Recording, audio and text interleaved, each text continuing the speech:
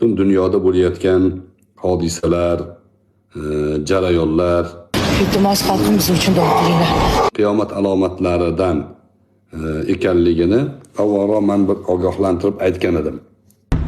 Bu la'natlar O'rta Osiyoni nazarga olgan, ko'z ostiga olib qo'ygan. Yo Afg'onga qaytadan urush ko'chirish rejasi bor bularni, yo O'rta Osiyoga. Yana aytmadi demanglar-da, yoshlarga aytyapman.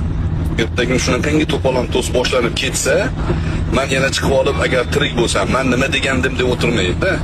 Bular shuni reja qilyapti. 3-jahon urushini bo'sag'asda turibdi bu dunyo deb.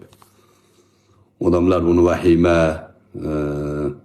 odamlarga tekshirilmagan gapni gapiryapti deb ko'p gap so'z qilishgan edi.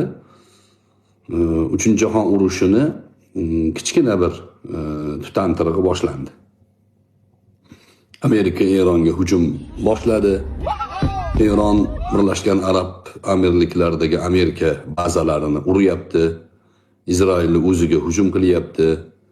Husiylar qo'shildik deyishyapti eronliklarga. Bu yerda hozir Pokiston, Hindiston va Rossiya boshqa davlatlar ham bu masalalarda o'zini gapini gapirgisi keladi. Dunyo alg'ov-dalg'ov bo'lib ketyapti. Ne zamonlarga qoldik, deydi-yu. Har ishning bir hikmati bor, har hikmatning bir sababi bor.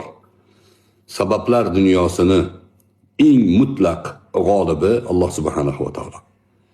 Allohning qadaridan qochib qutulib bo'lmaydi. Allohning roziligini istagan yutqazmaydi. Allohning roziligiga qarab yuraverishimiz kerak.